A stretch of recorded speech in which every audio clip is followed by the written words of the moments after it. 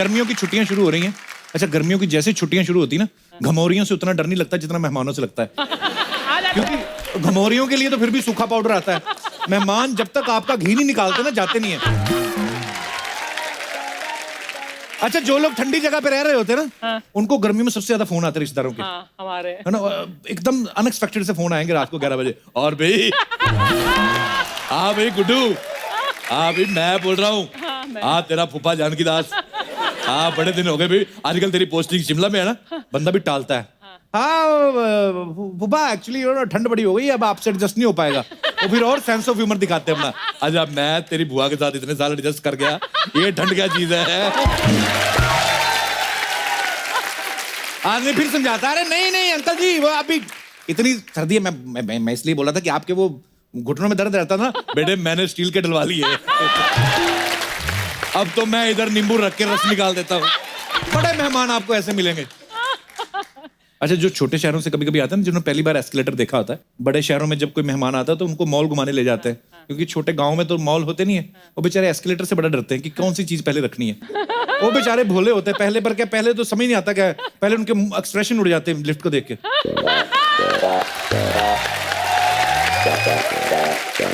उसके बाद फिर टाइमिंग खराब होती है, पहले हाथ रख, फिर हाथ खिंच जाता है, हाय। फिर पैर रखते, पैर निकल गया, हाय। फिर कोई उनको पीछे से धक्का देता, मौसी चढ़, हाय। बेचारे बड़ी उनके साथ।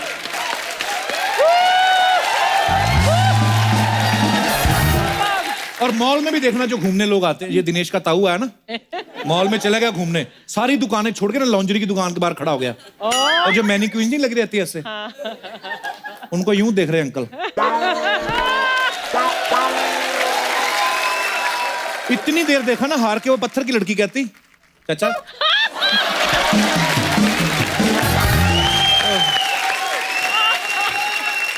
अच्छा, मेहमान दो तरह के होते हैं, एक तो होते हैं जो बता के आते हैं, एक होते हैं जो बिना बताए ना सर्जिकल स्ट्राइक करते हैं आपके घर में।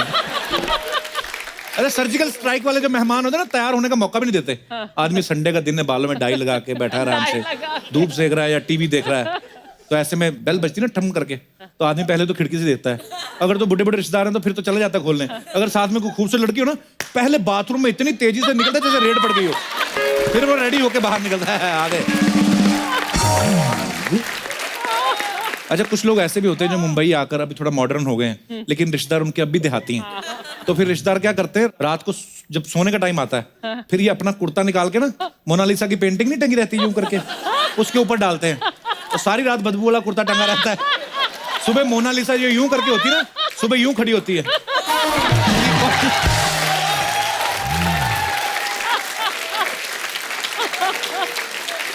अच्छा, अपना बच्चा अगर घर के बेड पे थोड़ा सा पानी भी गिरा दे ना, तो माँ बाप थप्पड़ लगा देते उसको। मेहमान का बच्चा आके सुस्ती भी कर दे ना, अंदर से गुस्सा तो बड़ा आता है, ऊपर ऊपर से बोलते हैं बच्चे हैं, निकल आता है, अभी क्या करें।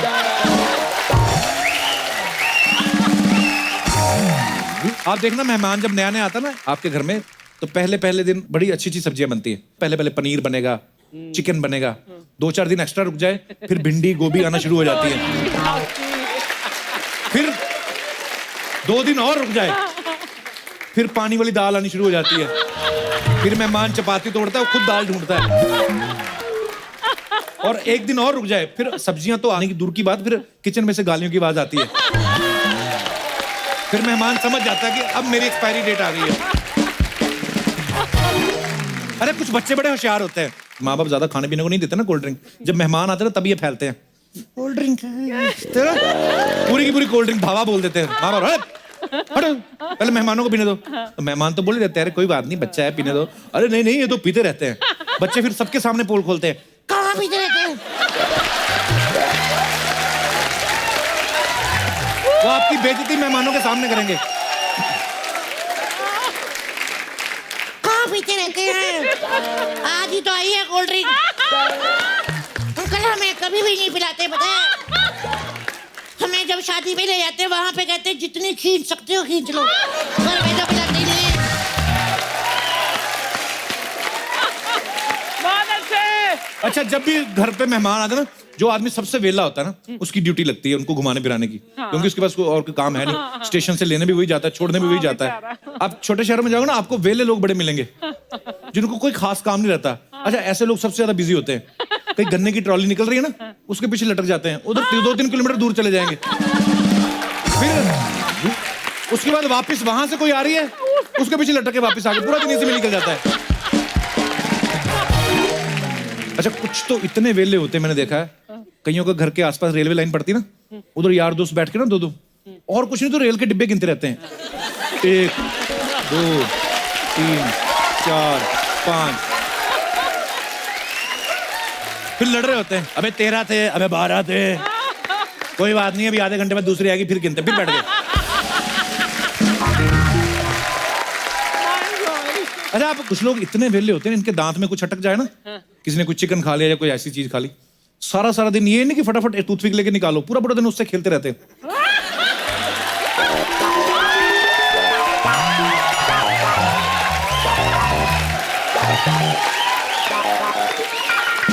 फिर 1 सेकंड में काम खत्म कर पूरा दिन निकल जाते हैं, क्योंकि उनको पता है ये हटा दिया तो फिर हम कहाँ क्या करेंगे। कुछ लोग मैंने इतने वेले देखे अर्चना जी कसम से, कभी ऐसे मक्खी पकड़ के ना ऐसे सुनने लगते हैं, पता नहीं क्या, बड़े इनमें फुर्ती बड़ी होती है। तू आदमी का बच्चा, इंसान का बच्चा, इंसान वाली हरकतें कर, ऐसे चले जा रहे एकदम से ऐसे मच्छर पकड़ लेते हैं, फिर ऐसे सुनेंगे कितनी देर पकड़ के रखते हैं कि अब देखो मरता है कि नहीं, फिर छोड़ते फिर निकल जाता, ओ बच गया। अच्छा, मैं वेलों की बात कर रहा हूँ, मेरा भी एक दोस्त है बड़ा वेला, वो मैं आपको मिलवाता हूँ। चंदू,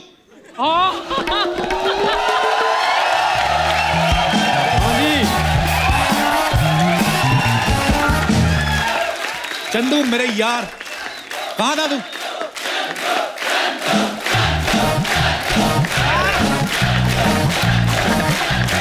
अच्छा, मेरा आपसे हाथ जोड़ के निवेदन है, ऐसे चंदू मत किया करो, फिर ये चैनल से लड़ता है, मेरी पेमेंट बढ़ाओ। अच्छा, कहाँ था तू? और मैं बिजी था यार, बाहर क्या कर रहा था? वो गड्ढा भर रहे थे, मैं वो देख रहा था। वो तो तू कल देख रहा था। कल तो खोद रहे थे ना, मैं वो देख रहा था। मैं इसके बारे में जो बोलता हूँ गलत बोलता हूँ? ये हरकतें ऐसे करते हैं। क्या बात हो रही है? कौन देखता है? अभी गड्ढा खोद रहा, खड़ा देख रहा है, बताओ बात क्या हुई है यार, बात तो बताओ। वेले लोगों की बातें कर रहा था मैं। जो इसकी मास्टरी है वेले लोगों के ऊपर, इसने पीएचडी की हुई है, क्योंकि खुद भी वेला है ना, ये आपको बताएगा वेले लोग क्या क्या करते, बताओ। अर्चना जी, वेले आदमी से ज्यादा बिजी कोई होता ही नहीं है। अच्छा। हाँ जी, बिजी आदमी होता है ना, वो चलता होता है, उसको नहीं पता खुजली हो रही कि नहीं हो रही, सीधा चलते चलो वापस आ गए। वेले आदमी के पास टाइम ही बड़ा है, कभी यहाँ खुजली होगी, कभी यहाँ खुजली होगी, कभी यहाँ। ये तो ऐसे वेले कहते हैं, वेला वेला वेला, पता कितना बिजी होता है, अपना थूक फेंक कर 10-10 मिनट उसे देखता रहता है। ये नहीं कि देख लिया आप आगे बढ़ो, नहीं और क्रिएटिविटी करनी शुरू कर देते हैं।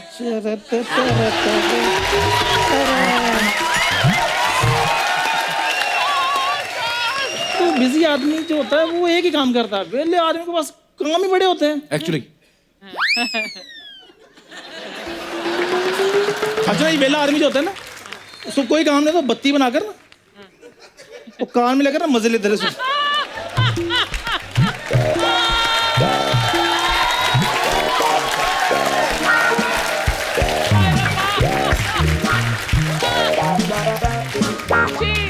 तुम एग्जाम देकर आए हो, रिजल्ट चेक कर रहे हो। बिजी आदमी होता है ना, वो काम करता है। चंदू के लिए जोरदार तालियां। वेले आदमी जो होते हैं वो टाइम पास करने के इनोवेटिव आइडियाज होते हैं। मैं जानना चाहता हूँ कौन कौन से आइडियाज हम सीखना चाहते हैं। जी मैम। टाइम पास करने के लिए बेस्ट आइडिया है कि चादर ओढ़ो और सो जाओ। इतना सारा घर में काम होता है, कौन करे, इसलिए अच्छा है चादर ओढ़ो और सो जाओ। ये अच्छा है। नहीं, पर एक टाइम पे तो आदमी सो के भी थक जाता है ना। कभी कभी आप सो के उठते हो, इतना सो के उठते हो कि सोते सोते थकावट हो जाती है। वेला आदमी फिर भी सो जाता है जैसे। तो आपकी शादी हो गई? जी। अच्छा जी, हस्बैंड भी आए हैं आपके साथ में? नहीं। वो क्या कर रहे हैं? बच्चा संभाल रहे हैं वो। बिजी थे। यार ये बड़ी अच्छी बात है, मुझे लगती है नारी शक्ति का जमाना है, बच्चे घर पे छोड़ आती हैं, पति संभाला, अच्छी बात है, वेरी गुड। कामचोर हूँ मैं। लग रहा है। पर वैसे आप बोल रही कामचोर, बच्चे टाइम पे हो गए आपके भी।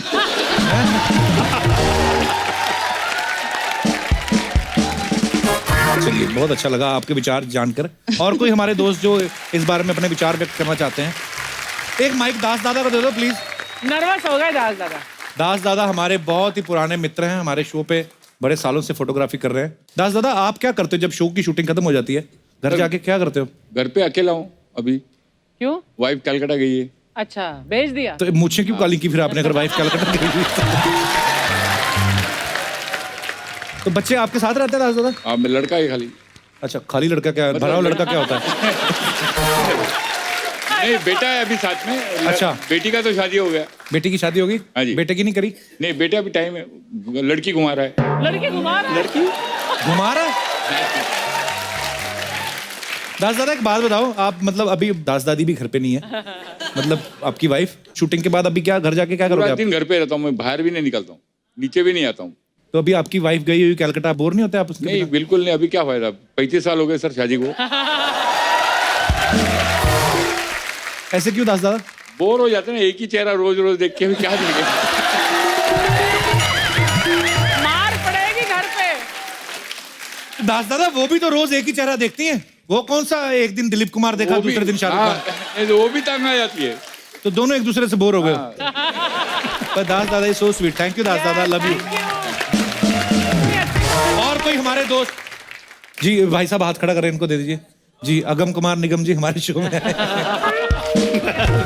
एक साल पहले जैसे आपकी थोड़ी वेला आप हो गए थे, थोड़ा पूरा वेला था। हाँ सर, वैसा वेलापन मेरे साथ भी हुआ था कुछ सालों पहले। अच्छा, फिर क्या आपने? लेकिन मैंने बहुत अच्छा एक रास्ता खोज निकाला। क्या? मैंने सर क्या किया कि मेरी बीवी के जितने भी रिश्तेदार हैं उनकी बुराइयां चालू कर दी। थोड़ा सा उनके बारे में उल्टा पुल्टा बोलो और फिर खामोश हो जाओ। किनके सामने? फिर वो उनके बोलती खुद के सामने। अच्छा, और क्या करो कि भाई पड़ोसन की साड़ी की तारीफ कर दो, पड़ोसन के खाने की तारीफ कर दो, या तो ऑफिस की किसी असिस्टेंट की खूबसूरती की तारीफ कर दो, फिर खामोश हो जाओ। फिर दिन भर जो कुछ है घर में ही कपिल शर्मा शो देखते रहो बस, बैठ के। वाह, बड़ा अच्छा आइडिया, इनोवेटिव आइडिया आपका। कहाँ से आए सर आप? सर मैं भरूच गुजरात से आया हूँ, क्रिमिनल लॉयर हूँ। अच्छा, वाह वाह। और सर एक रिक्वेस्ट है, मेरा भाई भी मेरे साथ आया है, मेरी बहन भी मेरे साथ आई है, आपसे बहुत प्यार करते हैं, उनको जरा हाई कह दीजिए। कहाँ है? वहाँ पे मेरा भाई है और नमस्ते जी, भाभी है। कैसे हो आप? वो दो ठुड्डियों वाले आपके भाई? नहीं वो नहीं।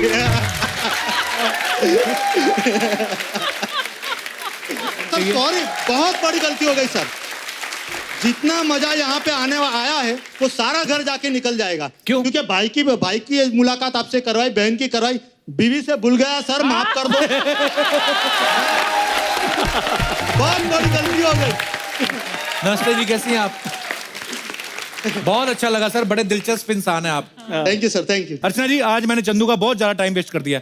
इतनी देर में इसने पूरा गड्ढा देख लेना था जो भर रहा था बाहर। तो मैं चंदू के साथ देख के आता हूँ। आपका भी मन करे, वैसे बड़ी प्यारी लग रही हैं आप, लेकिन अभी मेहमान आने वाले हैं हमारे शो में, अगर आपको चेंज करना तो कर सकती हैं। तैयार वैसे हो बाहर खाना भी खुल गया। चलो भी Chandu, bye bye, thank you. चलो।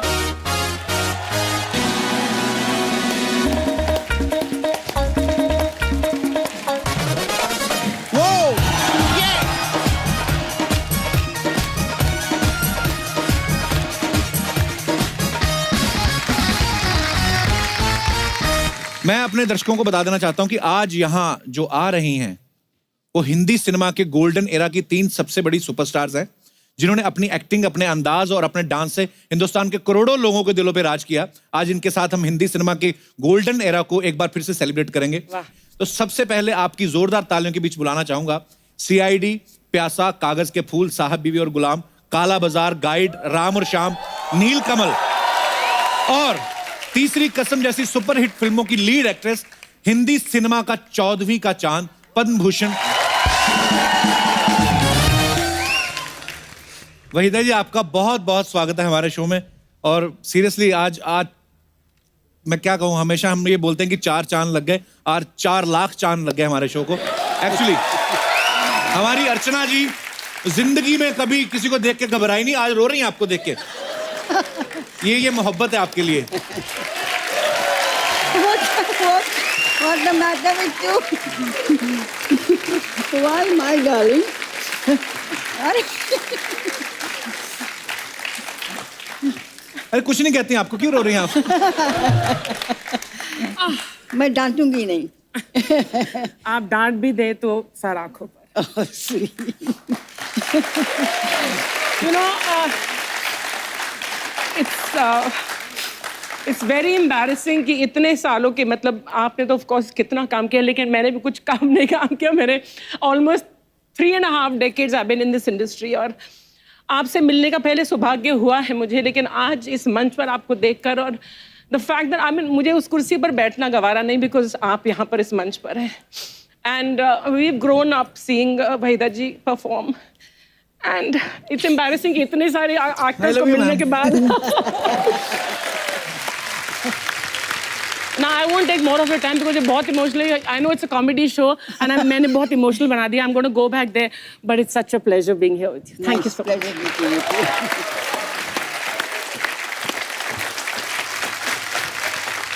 वहीदा जी प्लीज, आपका बहुत बहुत स्वागत है, यहाँ विराजमान हो जाइए। तालियां बजती रहनी चाहिए आपकी। आज की हमारी दूसरी मेहमान है वो जिन्होंने दिल दे के देखो, जब प्यार किसी से होता है, फिर वही दिल लाया हूं, तीसरी मंजिल, लव इन टोक्यो, दो बदन, आए दिन बहार के, कटी पतंग, आन मिलो सजना जैसी सुपर डुपर हिट फिल्मों में काम करके अपने फन से करोड़ों लोगों को एंटरटेन किया। आ रही हैं गुड़िया जापान की the very beautiful Padmashri Asha Parekh जी।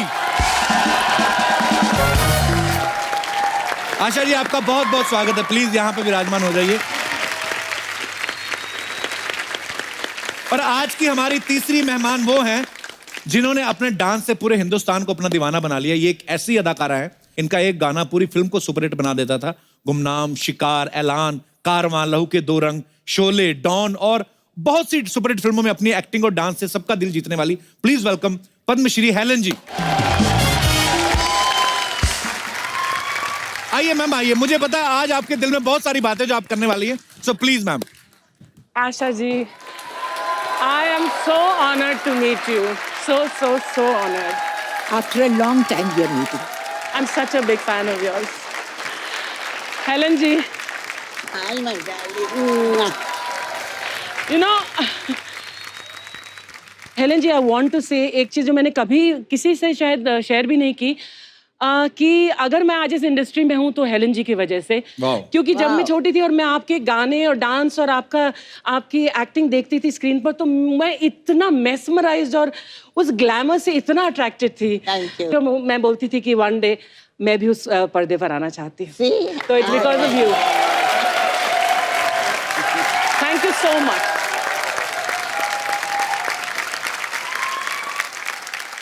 वहीदा जी, पहले आशा जी से हमारी मुलाकात हो चुकी है, हेलन जी से भी मुलाकात हो चुकी है, पहले शो में आ चुकी हैं। उस समय भी हमने आपको याद किया था, लेकिन हमारे प्रोडक्शन हाउस ने ये बोला कि वहीदा जी यहाँ पे है नहीं, पर हमें पता नहीं कि बात सच्ची थी कि नहीं। आपको किसी ने फोन किया था कि नहीं?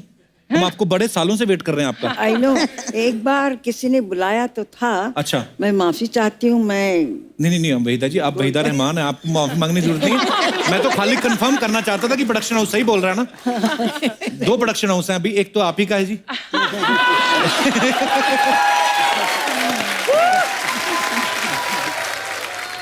हिंदी सिनेमा में आपका कंट्रीब्यूशन जो है कोई भुला नहीं सकता। मैम, एक बात जो सबके दिलों में है, सब जानना चाहते हैं कि फिल्मों में ब्रेक कैसे मिला आप लोगों को? मैं बहुत लकी थी। अच्छा जी। और मैं भारतनाट्यम सीखा था मैंने, तो स्टेज पे परफॉर्म करती थी। अच्छा जी। तो उस वक्त सारी रीजनल फिल्में सब चेन्नई में बनती थी। अच्छा जी। तो किसी ने मेरी तस्वीर देखी तो मुझे ऑफर आने लगे घर बैठे, और मैं 13 साल की थी। तो मेरे पेरेंट्स ने कहा टू सून, मतलब बहुत छोटी है, ना इधर की ना उधर की। तो फिर एक तेलुगु फिल्म में मैंने डांस किया, फोक डांस। वो लकीली बहुत मशहूर हुआ। अच्छा जी। तो उसके बाद बस एक तेलुगु फिल्म थी, उसमें लीड रोल किया ऑपोजिट एनटी रामाराव, जो आंध्र प्रदेश के जी सीएम थे। उसके बाद गुरुदत्त जी मिले मुझसे हैदराबाद में। अच्छा जी। तो फिर उन्होंने मुझे बॉम्बे बुलाया, फिर इट्स हिस्ट्री। वाह, ग्रेट। और आशा जी, आप कैसे आई फिल्मों में? मैं स्टेज पे परफॉर्म किया करती थी। अच्छा जी। और लेट बिमल रॉय ने मुझे डांस करते हुए देखा। मैं 9-10 साल की थी। अच्छा जी। तो उन्होंने देखा और मुझे बुलाया, फिल्म में काम करोगी? मैंने ऐसे ही कह दिया हाँ करूँगी। अच्छा जी। तो इस तरह से माँ पिक्चर में मैंने एक छोटा सा रोल किया था। अच्छा जी। उसके बाद तो मैं बड़ी हो गई, स्कूल में जाती थी। तो गूंज उठी शहनाई के लिए विजय भट्ट जी ने मुझे बुलाया अच्छा जी। और कहा कि तुम्हें हीरोइन बना रहे, राजेंद्र कुमार जी हीरो है। तो 2 दिन की शूटिंग करने के बाद कहा कि नहीं, आप स्टार मटेरियल नहीं है, अच्छा। तो आप हम आपको नहीं ले सकते हैं। अच्छा। स्टार मटेरियल नहीं। तो हमको निकाल दिया गया। 1 हफ्ते में मुहूर्त था बहरूपिया का और वहाँ एस मुखर्जी मिले, बोले कल फिल्मालय आ जाना। मैंने कहा अभी फिल्मालय क्या करना है, अभी तो मुझे डॉक्टर बनना है, मुझे तो नहीं जाना है। इसी तरह से वहाँ पहुँच गए और फिर तो सबको मालूम है कि दिल दे के देखो कि हीरोइन बन गई।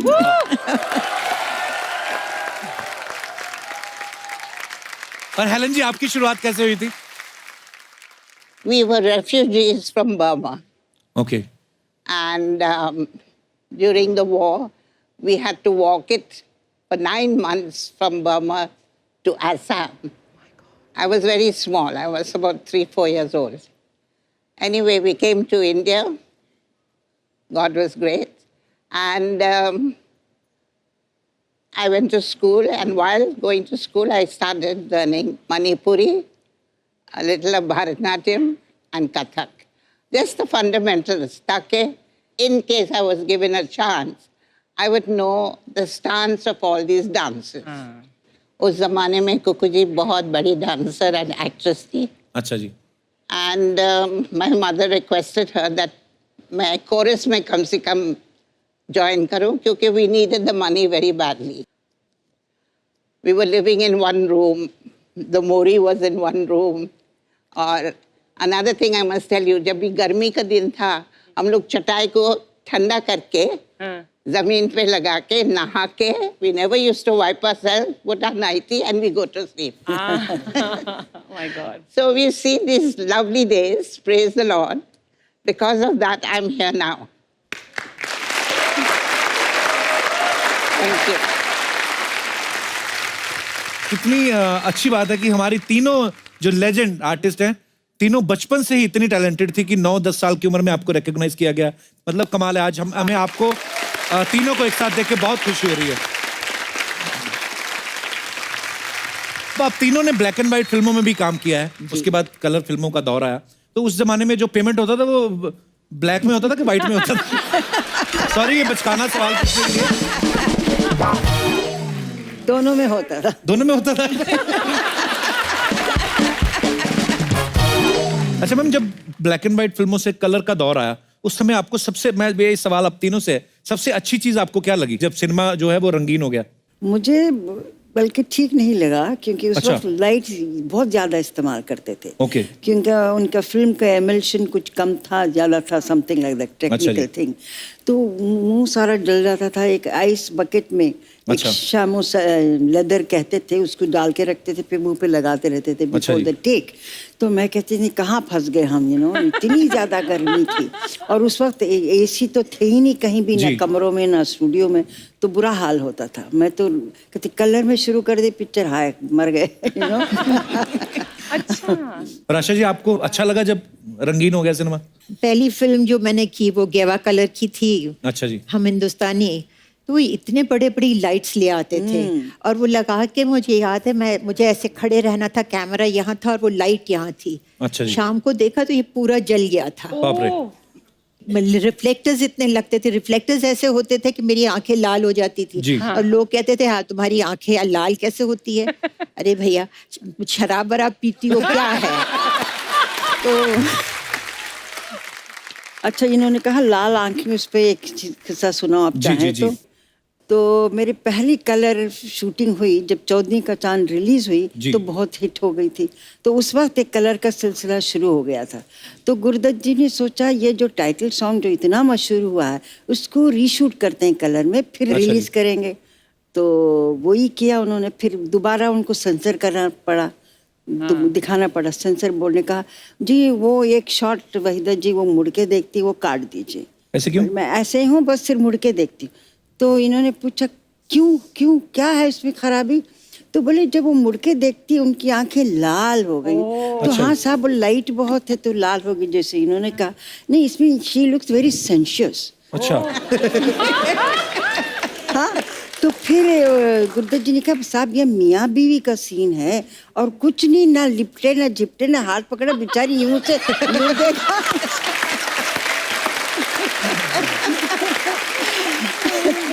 अगर वो सेंसर बोर्ड वाले अगर अब हों तो बेचारे वो देख के तो बेहोश हो जाएंगे। आजकल तो बन रहा है। तो हेलन जी उस दौर में जैसे आशा जी ने वहीदा जी ने बताया कि लाइट्स बहुत ज्यादा होती थी और ऊपर से डांस करना, डांस में तो रीटेक भी और होते होंगे बिकॉज छोटे छोटे शॉट्स लेने हैं और इतनी सारी लाइट, आपको भी परेशानी होती होगी फिर तो? I was very happy that it was in color because my costumes were very colorful. Ji. I could wear those feathers and I could, ji. you know, and I looked much better. So for me, color was lovely. Kapil, मैं जैसे आप सबने बोला कि इतनी गर्मी वगैरह and then हम तो आज वैनिटी वैन मिलती है हमें और हम लोग इतने एयर कंडीशन कंट्रोल एनवायरनमेंट में शूट करते हैं। तो मैम आप सबसे पूछना चाहती हूँ कि आप लोग कैसे मेकअप करते थे? कभी जंगल में शूट है, कभी यहाँ तो वैन तो होती नहीं थी। अर्चना आप मानोगे नहीं, मुगले आजम जैसी पिक्चर बनी मोहन स्टूडियोज में, वहाँ एक वॉशरूम नहीं था। बाप रे। तो एक बार मैं और लेट महमूद एक्टर हमने तय किया कि हम पैसे देते हैं, स्टूडियो ओनर को कहा भाई 2 बाथरूम बना दीजिए। तो आफ्टर हम बोल के हम चले गए कि अगली दफा आएंगे शेड्यूल पे। 10 दिन के बाद आए तो जी हमने जल्दी से पूछा वो मैनेजर को बाथरूम बना? हाँ जी इंतजाम कर दिया हमने। अच्छा क्या इंतजाम किया? वो कॉरिडोर में उन्होंने एक थंडर बॉक्स रख दिया था। बाप रे।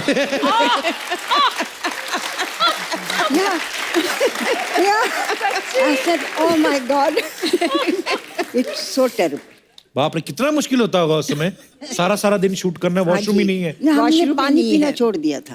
सुबह से शाम तक बाथरूम नहीं जाते थे। Oh my God. घर जाके बाथरूम जाते थे। अभी तक माशाल्लाह कितनी अच्छा है। हाँ। सीरियसली एक्चुअली आदमी को रोमांटिक सीन करना हो और ऊपर से बाथरूम आया हो तो आदमी कहाँ निकलेंगे एक्सप्रेशन एक्चुअली। सो हेलन जी को डांसिंग क्वीन, पता बहुत सारे ऐसे टाइटल दिए गए थे, ऐसे नाम दिए गए थे हेलन जी। जैसा कि मैंने पहले कहा कि एक ही गाना कभी कभी हेलन जी का पूरी फिल्म पे भारी पड़ जाता था। तो हेलन जी दूसरी जो हीरोइन होती थी फिल्म में और आप आके एक गाने में वाही लूट लेती थी, तो उनको जेलसी फील नहीं होती थी कि आ गई हेलन जी, अब ये सारा मेला लूट के ले जाएंगे? By the grace of God, I've been very good with all the heroines in the movie. They've loved me, literally they cared for me. There was no jealousy. I worked with Asha ji. Were you jealous of me? No. If I was jealous, I wouldn't be friends with you. अच्छा आशा जी, आपकी जब आपकी film में silver jubilee होती थी, golden, आपको jubilee girl भी नाम दिया गया था आपके फैंस के द्वारा। तो जब सिल्वर जुबली होती थी फिल्म में, गोल्डन जुबली होती थी, उसके बाद आपने फिल्मों की क्वांटिटी बढ़ाई थी या पेमेंट ही बढ़ाई थी सिर्फ? क्वांटिटी तो बढ़ा नहीं सकते थे क्योंकि हम लोग 9:30 to 6:30 की शिफ्ट करते थे और फिर 7 बजे मैं पहुंच जाती थी स्टेज पे। मेरे बैलेज होते थे तो फिर डांस करना शुरू कर देती थी। 3.5 घंटे का बैले होता था, वो ख़त्म करके फिर घर जाती थी। तो क्वांटम तो बढ़ा नहीं सकती थी, हाँ पैसे तो बढ़ा सकती थी।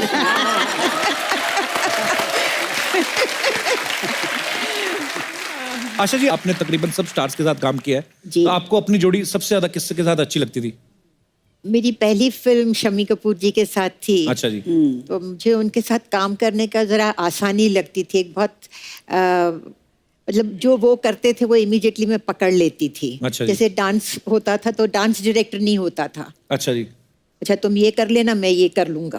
अच्छा वाह। हाँ तो इस तरह से कई गाने हमारे ऐसे थे कि विदाउट अ डांस डायरेक्टर हमने किए हैं। क्या बात है जी। और उनको मैं छेड़ती थी भी बहुत। मुझे याद है कि एक बार हम शूटिंग कर रहे थे कश्मीर में, तो उन्होंने कुछ पहलवान को बुलाया, उनके गले में कुछ हो गया था। अच्छा तो जी। बहुत हंसी, अरे पहलवान को बुलाया गला ठीक करने के लिए। ओह, दूसरे दिन मैं गिरी तो पैर में मोच आ गई, सब वो पहलवान फिर आ गए मेरा पैर ठीक करने। एज यूजुअल शमी जी कर रहे आया ना, मैंने कहा जी आ गया। एक्चुअली उस समय फिजियोथेरेपिस्ट थोड़ी ना होते थे, तो पहलवान ही जो पहले कुश्तियां करते थे। मुझे याद है बिकॉज मेरे फादर की कुश्ती करने के बड़े शौकीन थे, तो जब उनको कभी ऐसे हो जाता था तो पहलवान के पास जाते थे, और पहलवान भी पता नहीं कोई MRI कोई एक्सरे नहीं करते थे, खुद ही देख के ऐसे कड़क पटाखे की आवाज आती थी, या तो आदमी ठीक हो जाता था या बेड़ा गर्क। आशा जी, हेलन जी, आप मतलब जब भी किसी हीरो के साथ काम करती थी तो ऑब्वियसली हर एक का अलग अलग स्टाइल रहता है, लेकिन शम्मी जी के खुद के स्टेप होते थे, वो हम लोग सब हाँ, वो खुद ही मतलब कर लेते थे। तो वो कितनी एनर्जी होती थी, कितना मुश्किल रहता था उनके साथ डांस करना आपको भी? या एनर्जी तो क्या रिदम थी उनमें। हाँ, एक रिदम पे झटके वटके।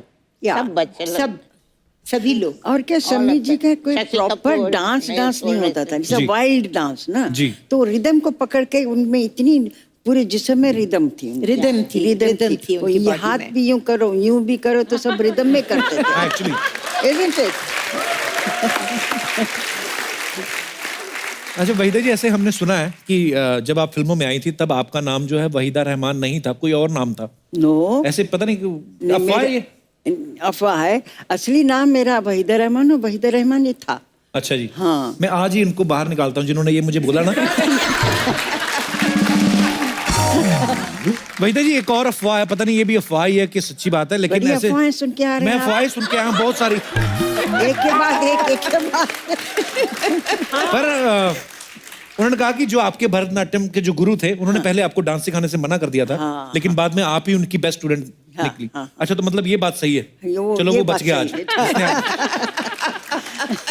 तो ये क्या रीजन था वहीदा जी, उन्होंने क्यों मना किया आपको डांस सिखाने से? वो बहुत मशहूर एक गांव है, गांव के जैसे शहर लुधियानवी, तो तिरुचेंदूर एक जगह है तमिलनाडु में, वहाँ के थे वो। अच्छा जी। तिरुचेंदूर मीनाक्षी सुंदरम पिल्ले उनका नाम था। बाप रे, इतना लंबा नाम। हाँ, तो मुझे जिद आई कि उन्हीं से सीखना है। अच्छा तो जी। हमारे कोई बीच में फ्रेंड थे, उन्होंने जाके कहा ऐसे ऐसे सीखना है। जब नाम सुना तो बोले नाम तो मुसलमान है। बोले हाँ, लड़की भी मुसलमान।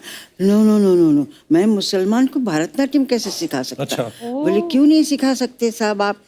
नहीं, वो अभिनय जो हमारे डिवोशनल गाने होते उसको समझेगी नहीं, वो ठीक से कर नहीं पाएगी। तो 6 महीने लगा दिया, और मैं भी जिद से अड़ी रही कि उन्हीं से सीखना है। तो जब इन्होंने बहुत जबरदस्ती की हमारे दोस्त ने, तो बोले अच्छा उसकी कुंडली लेकर आओ। अच्छा। तो बोले जो वो लोग मुसलमान हैं वो कुंडली उंडली बनाते नहीं, बिलीव नहीं करते। अच्छा जी। तो बोले ये तो बड़ी मुश्किल है फिर। तो बोले अच्छा उसका बर्थ डेट लेकर आओ। अच्छा, वो लेकर गए, तो उन्होंने अपने से चार्ट बनाया, कुछ पता नहीं क्या क्या किया। तो बोले ये क्या हुआ, ये कैसे हुआ? तो उन्होंने पूछा क्या हुआ साहब? तो ये चार्ट में कहता है कि ये लड़की मेरी लास्ट और सबसे अच्छी स्टूडेंट होगी, हो नहीं सकता। तो उन्होंने ऐसे ढकल दिया, नहीं हो नहीं सकता, समथिंग इज रॉन्ग, या मैंने ठीक नहीं किया। तो बोले और 2 दिन दो। अच्छा, फिर 2 दिन के बाद फिर उन्होंने बनाया, बोले no, again the same result. तो बोले चलो मैं सिखाता हूँ इसको। क्या बात है, लेकिन और वो बात सच भी साबित हुई। वाह। ऐसे हमने सुना है कि रेशमा और शेरा में एक ऐसा सीन था जिसमें आपको बच्चन साहब को ऐसे थप्पड़ मारना था, लेकिन बच्चन साहब की माताजी वहां पे रहती थी। तो मैम फिर कैसे मारा आपने?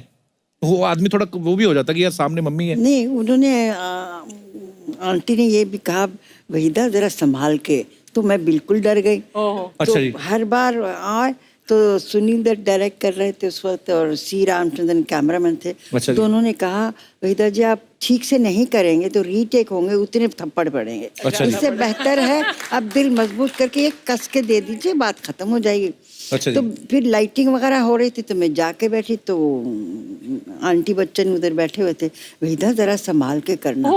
तो मैं बिल्कुल डर गई। फिर मैंने जाके सुनील दत्त को कहा साहब मेरे से थप्पड़ नहीं मारा जा रहा है। बोले क्यों नहीं मारा जा रहा? कि वो आंटी ने कह दिया जरा संभल के।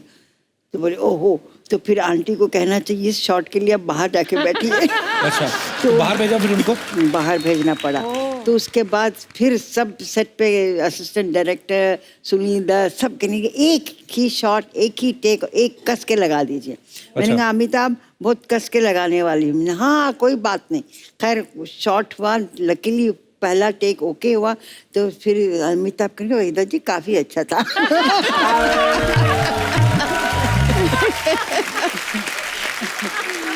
मैम उस समय जब आपके कोई क्रेजी फैन आता था तो आप कैसे हैंडल करती थी आशा जी? सेट पे शूटिंग देखने आ जाते होंगे, आपके घर के बाहर आ जाते होंगे कहीं? घर के बाहर एक चाइनीज आदमी आता था। चाइनीज? हाँ। अच्छा जी। तो वो मतलब आके घर के बाहर दरवाजे के बाहर ही बैठ गया। अच्छा जी। तो बोले मैं यहाँ से जाऊंगा नहीं, मैं आशा पारेख से शादी कर ही जाऊंगा। अच्छा। मैंने पढ़ा था ये। इट वॉज, अब मैं वो हटे ही नहीं। फिर वहाँ उसने अपना गद्दा लगा दिया, वहाँ रहने लगा, कुछ मछलियाँ जला के खाता था, पता नहीं क्या करता था। और लोग उसको कहे यहाँ से हटो, तो वो छुरी निकाल कर दिखाए कि मैं हटूंगा नहीं। अब जब उसने छुरी वुरी निकालने की बात की तो अब मुझे डर लगने लगा। मैं रात को लेट शूटिंग करके आऊँ तो मैं अपने नीचे कार के नीचे मतलब छिप कर रहा हूँ और छिप कर देखूँ कि वो है कि नहीं, बैठा हुआ है तो फिर छिप जाऊं। फिर मैंने कहा ये तो बहुत हो रहा है, 1 महीना ये चलता रहा। तो फिर मैंने जो है पुलिस कमिश्नर को फोन किया। अच्छा जी। वो कहा कि भैया इसको पकड़ के ले जाओ। उसको पकड़ कर ले गए जेल में। वहां से उसने मुझे पोस्ट कार्ड लिखा। अच्छा। कि मुझे ये लोग ले गए हैं, प्लीज मुझे बाहर निकालो। बेल भी आप ही कराओ। मैंने कहा अंदर तो मैंने डाला है तुमको। मैंने कहा अंदर तो मैंने तुमको डाला है, मैं तुमको आके बाहर निकालूं, मैं पागल हूँ क्या? फिर पता नहीं कहाँ चला गया, मुझे नहीं मालूम। You're looking out for him now. No बाबा। हेलन जी आपके साथ कभी नहीं हुआ ऐसा? हुआ होगा जरूर। एक बहुत अच्छी फैन थी, अच्छी फैन, अच्छा जी। थी? ओहो। आशा भोसले। अच्छा, वाह। एक दिन आशा जी ने मुझे उनके शो पे बुलाया। I was a guest. अच्छा जी। तो बातें बातें में उन्होंने कहा कि हेलन जी वहाँ बैठी है। Then I went out and I did that. Helen ji, Asha ji मुझे बोल रहे, हेलन जी अगर मैं मर्द होता है तो मैं आपसे शादी करती। वहीदा जी आपको भी तो कभी ऐसा कोई ना कोई क्रेजी फैन मिला ही होगा कभी, जिन्होंने तंग ही कर दिया आपको? हाँ देखिए, हमारे ज़माने में जब जवानी में सभी होते हैं, सबके फैंस होते हैं। एक हर रोज़ कुछ 12-15 सफ़े का एक लेटर आता था। अच्छा जी। उसमें वो लिखते थे कि मैं आर्किटेक्ट हूँ। मैं सोचो अभी ये आर्किटेक्ट हैं तो इनकी इतनी फुर्सत कहाँ मिलती है? वो हैंड रिटन। ये नहीं कि टाइप हो, या उस वक्त मोबाइल नहीं था, कंप्यूटर नहीं था, हैंड रिटन लेटर। फिर कहते थे एक दिन याद रखिए आप, ताजमहल क्या मैं उससे बढ़ के बनाऊंगा, क्योंकि मैं आर्किटेक्ट। हो सकता है उन्होंने कभी बनाया भी हो आपके लिए, ये भी तो हो सकता है। अच्छा मैम, आजकल बहुत सारे ऐसे प्लेटफॉर्म्स हैं, सोशल मीडिया है, मतलब आप अपने फैंस के साथ सीधा कनेक्ट कर सकते हैं। आप उनको अगर कुछ आप कोई नई फिल्म कर रहे हैं उनको बता सकते हैं, सीधा उनके साथ चैट सेशन करते हैं। आजकल के जो भी स्टार्स हैं, उस समय में तो ऐसा सोशल मीडिया तो होता नहीं था। सो बहुत सारे सवाल हैं जो हमारे दर्शकों के मन में, वो मैं आपसे पूछना चाहता हूँ। आप तीनों उनके जवाब दे सकते हैं। आपके टाइम पे जो फिल्में बनती थी उनमें सबसे ज्यादा स्टाइलिश हीरो कौन था? आप तीनों जवाब दे सकती हैं। स्टाइलिश हीरो जी। मेरे कैटेगरी में जो देवानंद थे। अच्छा जी। फिर देव साहब। शमी कपूर थे। शमी कपूर साहब, वाह क्या बात है। आशा जी आप? मुझे लगता है फिरोज खान। फिरोज साहब, जी जी, फिरोज वाह। खान। हेलन जी, आप तो खुद इतने स्टाइलिश नहीं, लेकिन आपको कौन स्टाइलिश हीरो लगता था? देवानंद। देव साहब, वाह। उस समय शूटिंग पे सबसे ज्यादा लेट कौन आता था? राज कपूर। राज कपूर साहब। सब आप सब सहमत हैं आशा जी? आप सवाल ये बड़ा टेढ़ा सवाल है। मगर आते थे लेट। मैंने 2 पिक्चरें की उनके साथ। अगर 9:30 से 6:30 तक की शिफ्ट होती थी जी, तो वो 2 बजे आते थे। अच्छा जी। तो फिर आधी शिफ्ट चली गई, फिर लंच खा के फिर आराम करके उठ के अच्छा। तो फिर मैंने प्रोड्यूसर को कहा आप 2 से 10 की शिफ्ट की रखिए, दोपहर के 2 से रात के 10 से। बोला हाँ अच्छा आइडिया है, चलो वो कर दें। तो वो 2 से 10 बजे की शिफ्ट रखते थे, तो वो 6 बजे आते थे।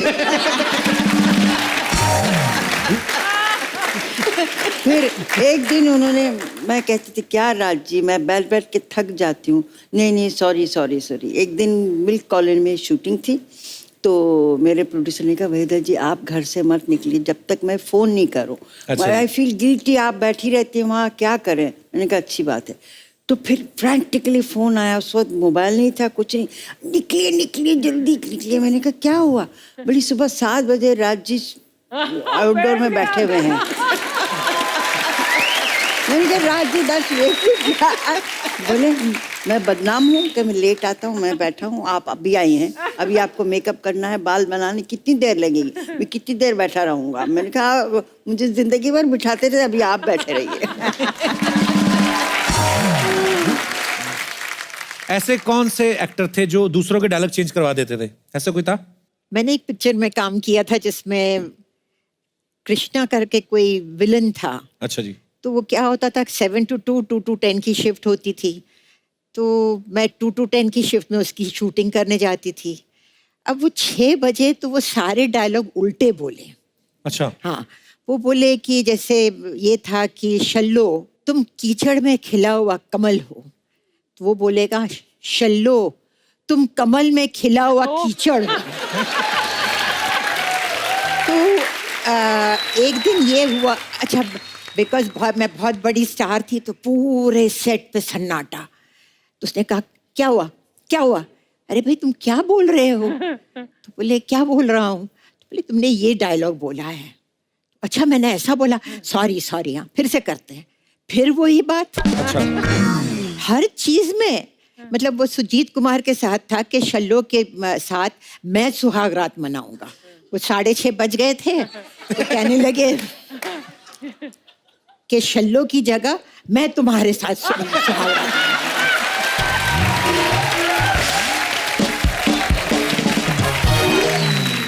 अच्छा हेलन जी, कोई ऐसा एक्टर भी था जो सबसे ज्यादा, मैं ना मेरे शो पे जो भी हीरोइन आती हैं अपनी फिल्म की प्रमोशन करने के लिए, अब तो खैर मेरी शादी हो गई है, मुझे ऐसा बोलते हैं कि तुम फ्लर्ट बड़ा करते हो, हालांकि मैं करता नहीं हूँ, मेरा हो जाता है।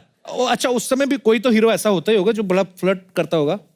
अगर आप चांस देंगे तभी फ्लर्ट करेंगे ना, उनको मालेंगे एक थप्पड़ मिलेंगे तो चले आएंगे।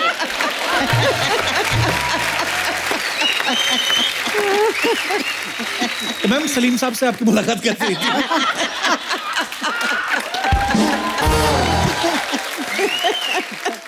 ये सलीम साहब का नेक्स्ट प्रोग्राम होगा तभी आप पूछ लेना। दोबारा बुला लीजिए दोनों को। दोनों क्यों, तीनों।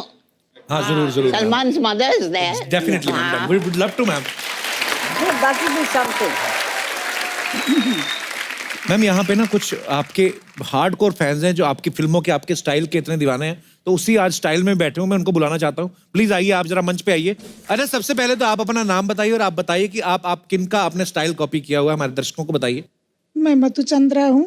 अच्छा जी। मैंने आशा जी का गेटअप किया है। अरे वाह कमाल है, बहुत बहुत प्यारी लग रही है आप जी। आपका? हाँ, मेरा नाम निशा है। अच्छा जी। और मैंने जो स्टाइल किया है वो भी आशा पारिक जी का है। अरे वाह। हेलो जी मैम, कैसे हैं? मामतोरा, मैंने हेलन जी का स्टाइल किया है। अरे वाह जी। पीछे एक हेलो ममता सा जी। ममता, मैंने वही दाजे की स्टाइल। वाह। मैं जयश्री पंचाल हूँ, मैंने वेदा जी की स्टाइल में। So sweet. हेलन जी पहले नंबर पे आपके हिसाब से कौन? तो ये नंबर 1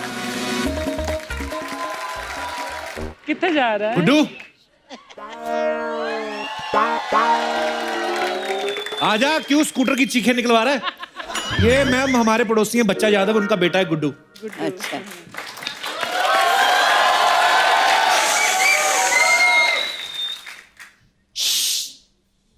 पैरी पोड़ा दादी जी। जीते रहो। पैरी पोड़ा दादी जी।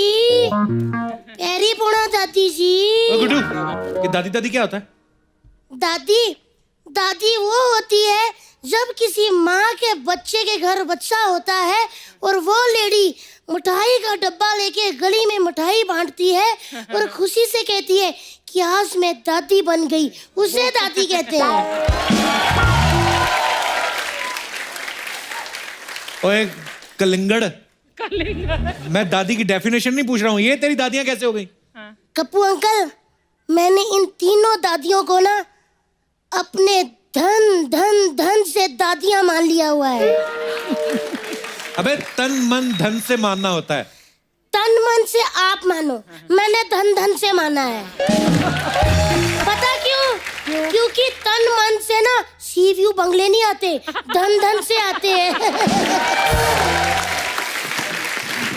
बेटा अभी उन्होंने तुझे अपना पोता माना नहीं है। कोई बात नहीं, ये फिल्मी लोग है ना, क्लाइमेक्स में मानते हैं। ये ना फिल्में देख देख के बिगड़ गया अर्चना जी। अभी तेरे बाप को बोल के तेरी फिल्में देखनी बंद कराता हूँ। फिल्में बंद करवा दोगे? मतलब एक्टर लोग फिल्में नहीं बनाएंगे, इधर प्रमोशन के लिए नहीं आएंगे, डैडी के जोक कौन सुनेगा? डैडी घर बैठ जाएंगे और 5-6 बच्चे पैदा करेंगे। नहीं अंकल, प्लीज ऐसा मत करना। लेकिन एक बात है कप्पू अंकल, वही इधर रहमान जी है ना, मैं उनके बेटे की तरह बहुत ही ज्यादा अच्छा गाता हूँ। उनका कौन सा बेटा गाता है? AR रहमान। AR रहमान उनका बेटा नहीं है, वो अलग है। सच्ची सौ खाओ। हाँ। इनका बेटा नहीं है? नहीं। तभी मैं सोचूं ये उनके साथ क्यों नहीं रहती। अच्छा ये बता गुड्डू, स्कूल क्यों नहीं गया आज? स्कूल वो ना मेरी बुआ की पूंछ पे चोट लग गई थी, इसीलिए मैंने छुट्टी कर ली। बुआ की पूंछ नहीं होती, भैंस की पूंछ होती है। अंकल जी, भैंसें हमारी बुआ है, समझे? वो हर साल मेरे पापा को राखी बांधती हैं। भैंस कैसे राखी बांध सकती है? क्यों अंकल जी, अगर मेरे डैडी रोज उनको तबेले पे बांधते हैं तो वो उनको राखी क्यों नहीं बांध सकती? How racism.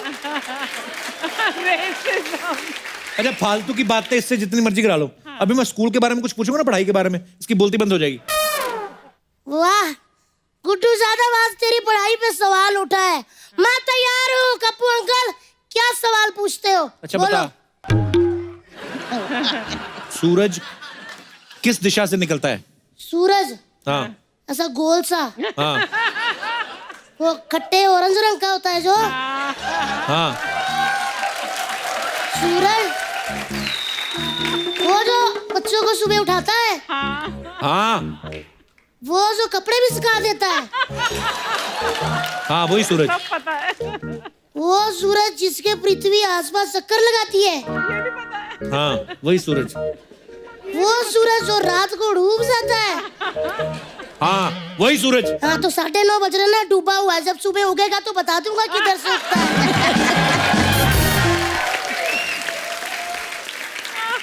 देखा पढ़ाई लिखाई पे बिल्कुल ध्यान नहीं इसका, ऐसी बातें करता है। मैं इतना टैलेंटेड बच्चा हूँ ना अर्चना जी, मुझे पता था मेरी दादी जा रही हैं, इसीलिए मैंने 70s की फिल्मों पे ना ऐसे लिखा हुआ है। चल सुना फिर। ठीक है तो मैं सुना देता हूँ। आज का हमारा शीर्षक है 70s की फिल्में। वैसे तो इंडस्ट्री में बहुत सारी फिल्में हुई हैं, लेकिन 70s के दशक की फिल्में मेरी फेवरेट हैं। उन फिल्मों में माँ एक अहम भूमिका होती थी। वो बेचारी दिन रात फटे पजामे मशीन में सीती रहती थी। अभी ये जांच चल रही है कि इतने सारे पजामे कौन फाड़ता था। 70s की माँ काफी भुलक्कड़ किस्म की होती थी। वो अक्सर अपने बच्चों को मेले में भूल आया करती थी। फिर उन फिल्मों में अक्सर एक लाला होता था जो अक्सर औरतों के कंगन की कलेक्शन रखने का शौक रखता था। वो प्राय गरीब औरतों के कंगन गिरवी भी रखता था। उन फिल्मों में काफी काली घांसी, काली पहाड़ी और कालिया नामक शख्स होते थे। उन फिल्मों की माएं एंड में जाके अपने बच्चों को बताती थी कि उनके बाप का कातिल कौन है, ताकि फिल्म क्लाइमैक्स में पहुंच सके। धन्यवाद। अरे यार, ओए गुड्डू, ओए गुड्डू, ओए, ओए, अरे यार देखो यहाँ पर बैठे हो, अरे यार हम कब से यहाँ पर इंतजार में बैठे हैं इसके कि कब ये नींबू लेके आएगा और हम दूध को फाड़ेंगे, पनीर बनाएंगे, यहाँ पे मजे कर रहा है। हाँ तो दूध के बर्तन में बैठ जाता ना, वैसे दूध फट जाता। अच्छा, हम बैठ जाएंगे तो दूध फट जाएगा, हम खड़े हो जाएंगे तो दूध सिल जाएगा, हम ऐसे घूम जाएंगे तो दूध रफू हो जाएगा। वाह वाह कप्पू शर्मा वाह। अरे दूध का इतना नॉलेज रखते हो तो कहीं भैंस क्यों नहीं लग जाते यार। माल का वैसे हम इनसे बातें करने में, इनसे बहस करने में अपना वक्त क्यों बर्बाद कर रहे हैं। 70s का सिनेमा हमारे सामने लाइव है, हम नीचे आ रहे हैं। I need to meet you. अरे यार मजा आ गया।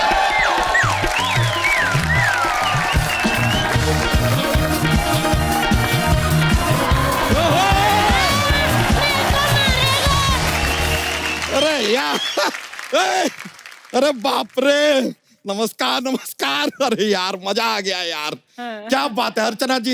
इस मोहल्ले से जितना हमको निराशा था ना, आज सारा दूर हो गया। पूछे क्यों? क्यों? अब मोहल्ले में आ गई है आशा जी, तो किस बात की निराशा जी? आशा जी, वहीदा जी, हेलेन जी, आपको हमारा प्यार भरा नमस्कार। और कप्पू शर्मा, आपको हमारा क्रोध भरा तिरस्कार। वैसे आप लोगों को यहाँ देख के बड़ा खुशी हो रहा है। अरे यार प्रोड्यूसर जी की मम्मी आई है। परिपूर्णा मम्मी जी, देख रहे हैं आप कप्पू शर्मा जी, पहले पापा आए थे, फिर भाई को भेजा, अब मम्मी आई है। पूरा नजर रख रहे हैं हम पर। एक मम्मी और है, दूसरी मम्मी भी आएगी। अरे वो भी आएंगी यार, सही बात है। वैसे मम्मी जी, अगर शो में कुछ भी गलती हुआ हो, कुछ ऊंच नीच हुआ हो, कुछ भी अगर रॉन्ग आपको लगता हो तो इस आदमी को ब्लेम कीजिएगा। हम अपना तरफ से पूरा मेहनत कर रहे हैं। बिल्कुल। हम तो इतना ज्यादा मेहनत कर रहे हैं कि आपको क्या बताएं, हम अपने बच्चे का होमवर्क भी आजकल चेक नहीं करते, खाली जोक्स बनाने में अपना पूरा फोकस लगाते हैं हम। ताकि क्या है कि स्पॉन्सर सारे के सारे खुश रहें। आपको सच बता रहे हैं मम्मी जी, हम और हमारी ये चोटी इस शो के लिए हमेशा दिन रात खड़े रहते हैं।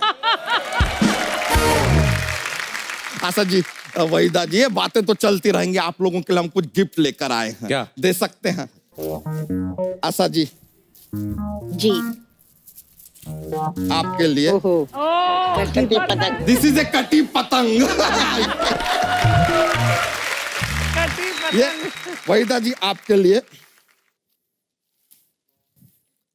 कागज के फूल।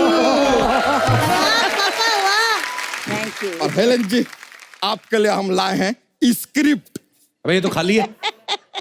हाँ तो ये अपने साथ घर पे ले जाएंगी, सलीम जी इस पे लिखेंगे और फिर ये हमें वापस लाके देंगी। क्या है कि सलीम जी को अगर हम डायरेक्टली अप्रोच करेंगे तो हमसे बहुत ज्यादा पैसे मांग लेंगे, या हमें चाटा भी मार सकते हैं। ऐसे वहीदा जी, अभी कुछ दिनों पहले ना हमारे मामा जी का ऑपरेशन हुआ था, तो उनके गुर्दे में से ना आपके वो सनम निकले। कौन से सनम? वो पत्थर के सनम। उनका बस जॉक्स के लिए बोल दिया, जरा माहौल बनता है, मजा आता है।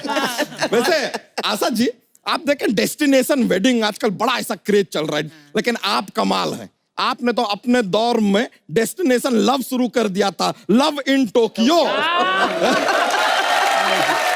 बच्चा ये क्या बात हुई, मतलब कुछ भी बोल रहा है। जैसे आपने लव इन टोक्यो किया था, इन्होंने टोकने में पीएचडी किया।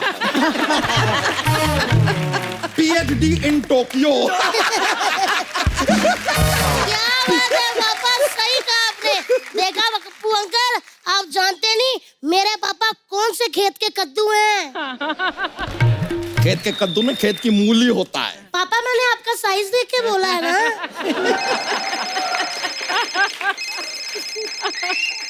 किसका बजा? किसका बजा? मेरा नहीं बजा। ये मेरा फोन बजा। अच्छा। अरे चलो छोड़ो, अजीब बच्चा है यार। कभी कभी तो हमें शक होता है, इज ही माइन? चोटी देख ले। फिर बाद में ऐसा चोटी को देख के कंफर्म हो जाता है कि मैं भी। वहीदा जी, आपने वो फिल्म किया तीसरी कसम।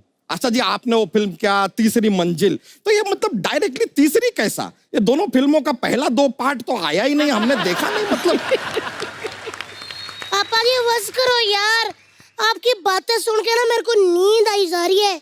अच्छा, रात को तो सोता नहीं है तू, अभी तुझे नींद आई जा रही है? हाँ तो रात को कैसे सोऊं, आपस में मच्छर लड़ते रहते हैं। हाँ तो दूसरों की लड़ाई के बीच में क्यों पढ़ता है तू? और अगर पढ़ना ही है तो किताबें पढ़ जो हमने लाके दी है तुझे। बस पापा बस, इस भरी महफिल में इतने बड़े लोगों के पास आपने मेरी बेइज्जती करवा दी है। मैं आज गुड्डू यादव, बच्चा यादव की फैमिली से बायकॉट करता हूँ और खान फैमिली के साथ अपना संबंध बनाता हूँ। आप हमारे इस गठबंधन को स्वीकार कीजिए। धन्यवाद। ये क्या कर रहे हो? ये क्या हो रहा है गुड्डू? बछड़ों से ज्यादा प्यार क्या है हमने तुम्हें? हाँ तभी तो मेरे को कोई इंसान का बच्चा नहीं कहता, सारे कहते सांड का बच्चा। चल बेटा तू अंदर चल, अंदर चल। हाँ तो चले जाएंगे। हाँ तो जाओ ना। हाँ तो जा रहे हैं। हाँ तो कब जाओगे? हाँ तो चले जाएंगे। तो पैर उठा के जाओ ना। हाँ तो ये लो चले गए।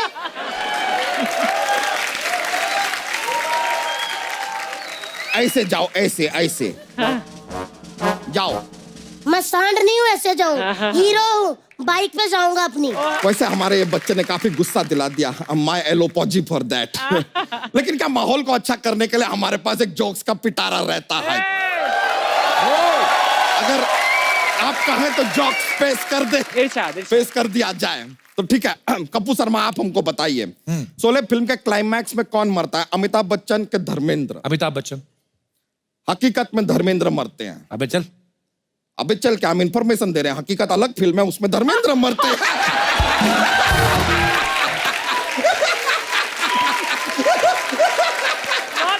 I tricked him. एक और पेश करते हैं। अगर सूरज रात को निकल आए तो क्या होगा?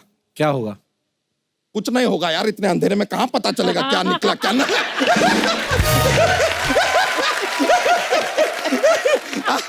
चलिए हम भी चलते हैं, हमें जरा हिसाब चुकता करना है जरा गुड्डू के साथ। ओके मम्मी जी, बहुत बहुत शुक्रिया, बड़ा खुशी हुआ आपसे मिलके। Thank you very much yo bro.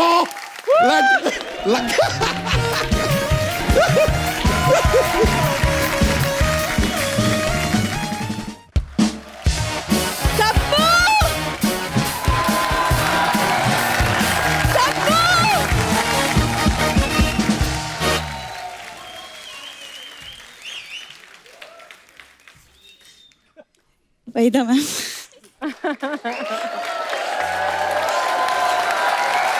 आराम से आराम से। ये पक्का इमोशनल हो के पायल उतारेगी आपकी।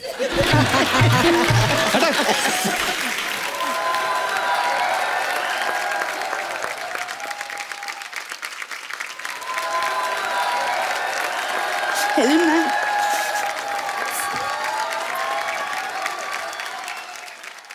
सीरियसली मैं इतनी ज्यादा खुश हूँ आप सबको यहाँ देख के। मैं आज वैरायटी बड़ी शो में देखिए आप, एक तरफ महानायक है, एक तरफ महानालायक। ये हमारी पड़ोसन है हमारी। देखो कपूर शर्मा, मतलब अगर मैं इनकी जनरेशन में पैदा हुई होती तो आज तो मैं भी बड़ी सी हीरोइन तो हो जाती। तुझे पता है उस जमाने में हीरो ना तेरे से बड़े साइड लॉक रखते थे। अरे कपूर, मैंने सारे लॉक्स खोल देने थे। लॉक खोलने में तो इनका पूरा परिवार ही मतलब नंबर 1 है। मैं तो बताता नहीं पूरी चीजें। ये तो स्कूटर की पेट्रोल की टंकी होती ना, उसको ढक्कन खोल के पेट्रोल सूंघती कभी कभी।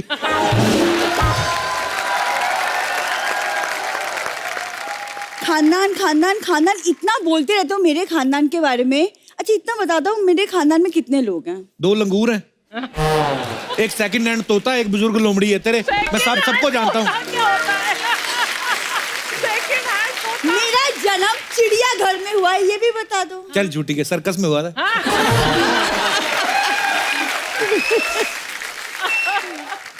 मेरा खाना ना सीरियसली बहुत स्वीट है। वहीदा जी, बचपन में ना मुझे मेरी दादी प्यार से वहीदा वहीदा कह के पुकारती। झूठी इतनी है ना, इसकी दादी की तो जीभ ही नहीं थी पहली बात। एक मिनट, नहीं, एक मिनट, जीभ थी, सिर्फ आंखें नहीं थी। मैं यही बुलवाना चाहता था। अभी धीरे धीरे सच बताएगी। हाँ ठीक है, जो बुलवाना है बुलवा लो, लेकिन मैंने तय कर लिया है इन सबको देखिए कि मैं अब फिल्मों में ट्राई करके ही रहूंगी। तेरी जितनी हाइट है ना, तो शॉर्ट फिल्म में ट्राई कर। 2.5 मिनट की आती है ना, जो 2.5 मिनट की। तो उस हिसाब से खली को तो लॉन्ग फिल्म्स करनी चाहिए। लॉन्ग फिल्म कोई होती नहीं, लॉन्ग जंप होता है पहली बात तो। देखो स्पोर्ट्स और फिल्मों की पूरी नॉलेज है मुझे। बड़ी नॉलेज है इसके। डिस्कस थ्रो देखने की उस दिन वैसे प्लेट नहीं फेंकते, फिर कहती है अंकल आपने प्लेट तो फेंक दी, खाना किसने खाओगे? उसने फिर प्लेट से दूर फेंका इसको, तब जाके जीता है वो। क्यों ऐसी बातें करती है? फेंका नहीं था, मुझे उठाया था। उस दिन मैं बहुत खूबसूरत लग रही थी, इसीलिए। शुक्र मानो मैं हीरोइन नहीं बनी, वरना सारे विलेन तो मुझे ही उठा लेते। अगर ये हीरोइन होती ना, तो जीवन साहब भी होते ना, वो भी इसको डांट देते। हाँ, यहाँ क्या कर रही हो? जाके कुत्तों को खाना डाल। कैसी बातें कर रहे हो तुम कपूर? मैं प्रोड्यूसर की मम्मी, क्या सोचेंगी वो? कुछ हेलन जी, आप आते ही पूछ रही थी ना कि वो कौन है वो लड़की बेसुरी सी जो सलमान के लिए रिश्ता मांग रही थी? यही है। नहीं बट हेलन मैम सीरियसली अच्छा हुआ आप मुझे यही मिल गए कि आप शो में आ गए, वरना मैं तो आपसे मिलने आपके घर ही आ रही थी। कोई फायदा नहीं, पुराने कपड़े दान कर दिए उन्होंने। मैं कपड़ों के लिए नहीं, मैं हेलन मैम पे एक बायोपिक लिख रही हूँ। एक बात बताइए, ये कॉन्फिडेंस कहाँ से आता है तुझमें? कौन सी दुकान से मिलता है ये? उनके घर में इतने बड़े राइटर हैं, वो तुझसे क्यों लिखवाएंगे? पहली बात तो ये है। सच सच बता, तूने फिर से नीला सूंघना शुरू किया ना? What? क्या नीला क्या? भोली देखो कैसे बन रही है ये होली वाले दिन ना 10-10 रुपए तोला बेच रही थी ये। क्या बोल रही है? उनको क्या पूछ रही, उन्होंने तो 10 तोले खुद तेरे से खरीदा है। हाँ, ऊपर से कंप्लेंट कर रही थी। अर्चना जी कंप्लेंट कर रही थी कि कितना महंगा लगाती है, परनीत तो 5 रुपए तोला ले आता है। तो झूठ बोलती है। तुम मुझे बायोपिक बनाने दोगे या नहीं? तू एक काम कर, माचिस की तीली ले, उसको तीखी कर, उसकी टूथपिक बना। बायोपिक तेरा है कोई काम? बना सकती तू बायोपिक? देखो ये 10 पैसे की चीज बनाने में अपना टाइम वेस्ट नहीं करने वाली। सही बात है, जो चीज होटलों से उठा लेती है वो क्यों बनाएगी? अरे होटलों में हजारों का खाना खा सकते हैं, तो 10 पैसे की चीज भी तो उठा ही सकते हैं। होटलों में खाना खाती है, ये भी तो बता कैसे खाती है। साइन लैंग्वेज यूज करती है, कोई भी आता है कहती है हेलो।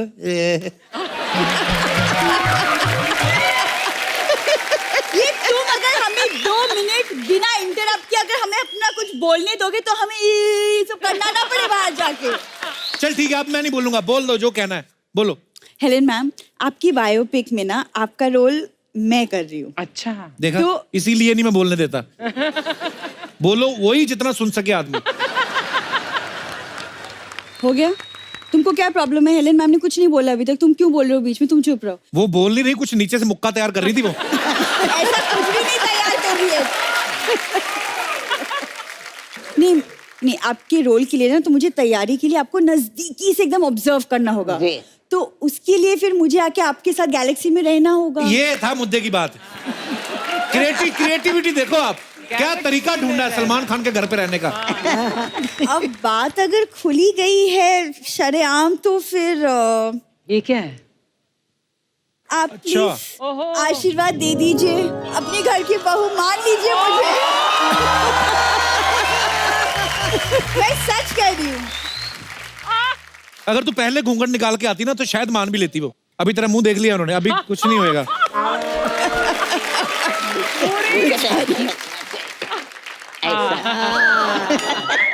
आपको अच्छा लगेगा आपकी बहू शाम को ऑटो वाले के साथ ताश खेलेगी?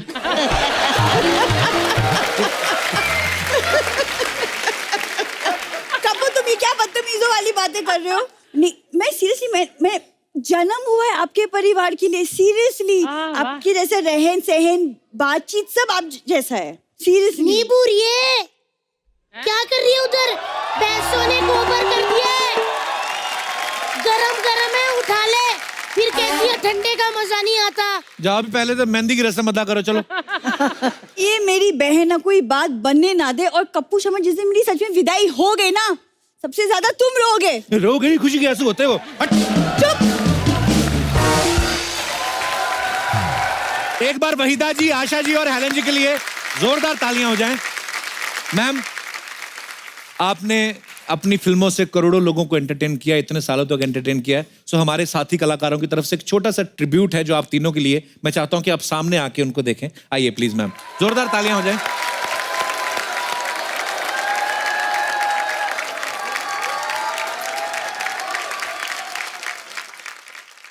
मैं इनके बारे में बता दूं, हमारी सपना जो है हेलन जी का पार्ट अदा कर रही थी। इतनी बड़ी हेलन जी हमने कभी नहीं एक्सपेक्ट किया था, पर super, mind blowing. Thank you so much, thank you, thank you. आइए वहीदा जी, आशा जी, हेलन जी, प्लीज आप मंच पे आ जाइए।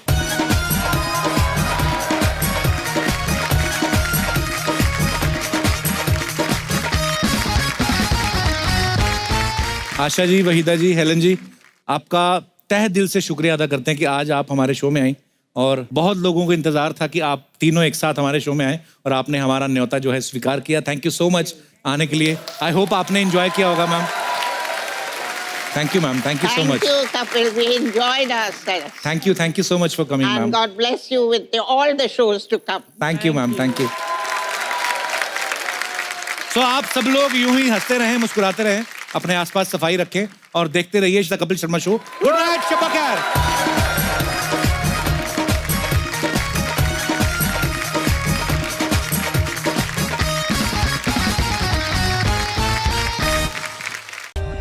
For more updates, subscribe to our channel, click the show links and enjoy watching the videos.